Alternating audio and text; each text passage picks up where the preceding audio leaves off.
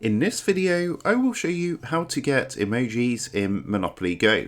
So let's jump straight into it. So recently there has been an update to Monopoly Go where you can now collect and use different emojis. So to actually go ahead and find your different emojis, if you come and click on the menu in the top right hand corner, and what you're going to want to do is press onto my showroom. So from here at the bottom, you've got three different buttons. One's for your tokens, one is for the shields, and the final one here is for your emojis. Now, by default, you should have this initial emoji, which is of the Mr. M waving. And as you can see on the info screen, you can actually get different emojis from events. So at the moment, there's actually a event running, which is this one here called Santa Sprint. So at the time of recording, there's currently 7 hours and 30 minutes remaining. But if you actually come in the top 15, you can see that you will get an emoji. Now, if you actually press onto the emoji itself, it's going to give you a preview of this emoji. So what you want to do to get different emojis is just keep an eye on the different events that come up in Monopoly Go. There's also one currently on the Gift Partners event.